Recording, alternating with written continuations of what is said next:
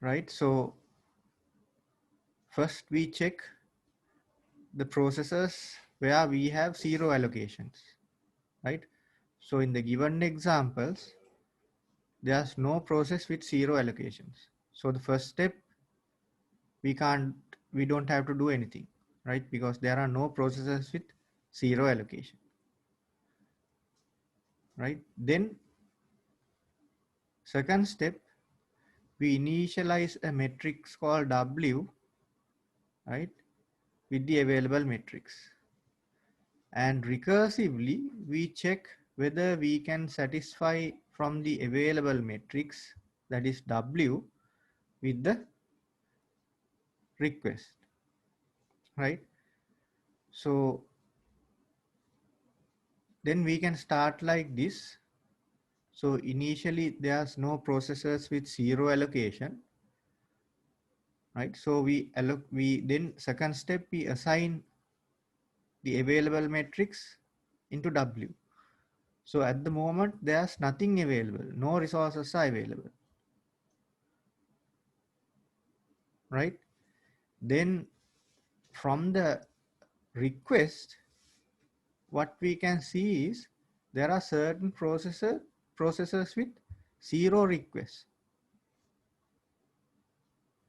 right? That means, so that process doesn't need any additional resources. That means all the necessary resources are already allocated, right? So what do you mean by that?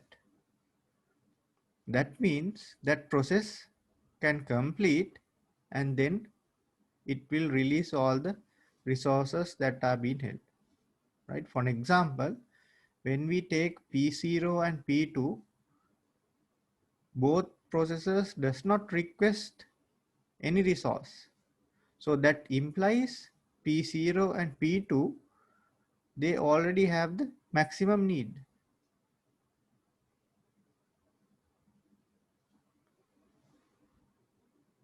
right? So this is the sequence given. So we have to check whether this sequence is a safe state or not, right? So we can start with P0 and check. P0 doesn't need any more resources. That means P0 can complete, and then in the detection algorithm, what happens is the allocation will be added to the vector, right? So this is what happens when P0 completes, right? So when P0 completes, we add the allocation to the available vector, right? That is W. So now it has 0 from A, 1 from B, 0 from C. That is after W, right? So like that, we will check what processors can be satisfied with the available vector according to the given sequence, right? We have to check. So the question is to check whether this given sequence is a state or not, right? So when we consider P0, P0 can be completed, then P2, when P2 can be satisfied because the request is 0, that means nothing is requesting. So P2 resources will be added to the temporary matrix, right? So that is W,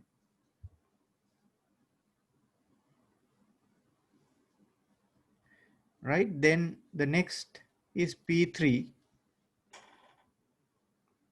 right? So P3 can be also granted. That means the allocation will be added to the available matrix,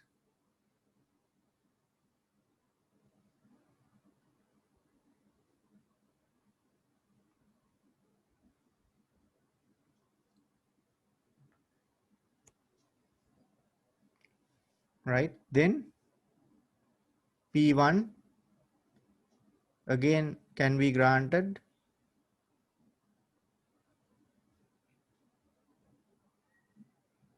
right? That means allocation again will be added to the available matrix.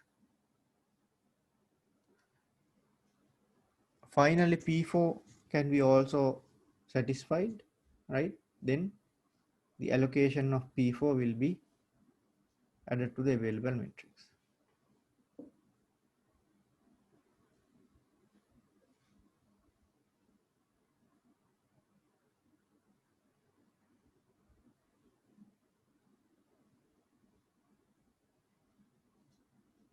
Right? So that means P0, P2, P3, P1, P4, that sequence is a safe state. That means there are no deadlocks.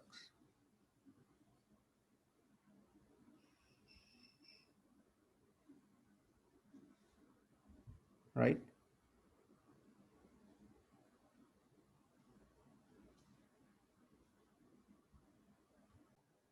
Right? So here we check with P0 because P0 does not request anything else. So that means P0 can complete and the resources will be released.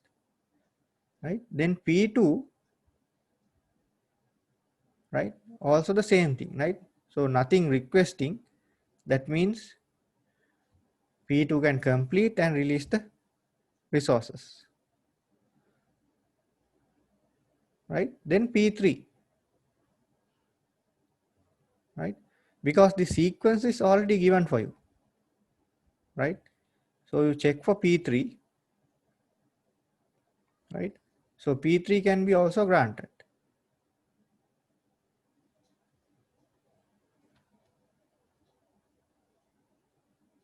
right?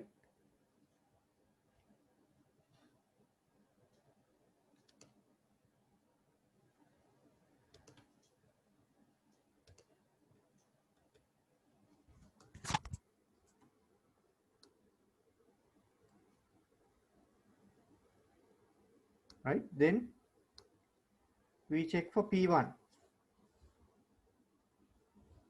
right? Because that is the available process in the given sequence next, right? And finally P4, right? So this given sequence can be satisfied without any problem. That means it is a safe state, and also we can say that there are no deadlocks, right? Because if we can find a single safe state, that means there are no deadlocks, right? So if we cannot find any safe state at all, that means it will be a deadlock, right? So I hope I answered the questions,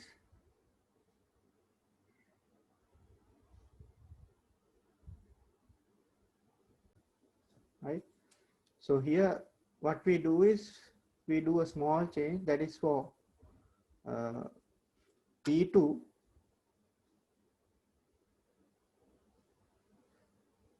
right?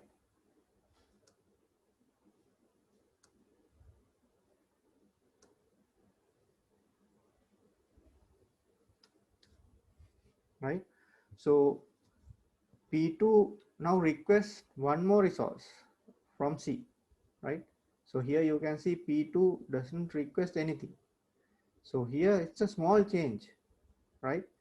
So now we can check whether the same detection algorithm can be executed to find a safe state, right? So now when we try to detect a deadlock,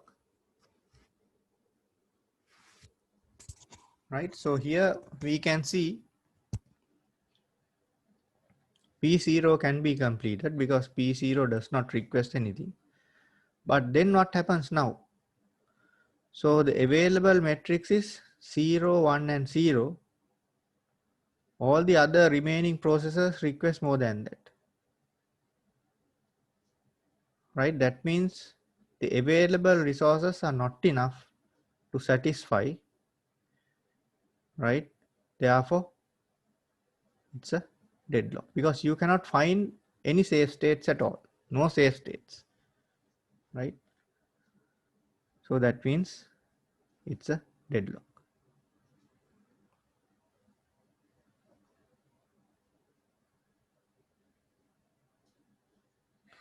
right? Then finally, when we look into the recovery phase of deadlocks, so we need to terminate certain processes, right? Otherwise, we cannot release the resources, right? And stop or stop certain processes which are holding the resources, right? So process termination is what we need to do as a recovery step, right? So in recovery step, what are the options we have? Do we have to abort all the deadlock processes? Then what happens?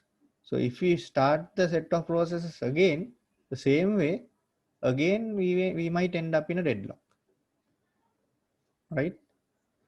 Then abort one process at a time until a deadlock is eliminated.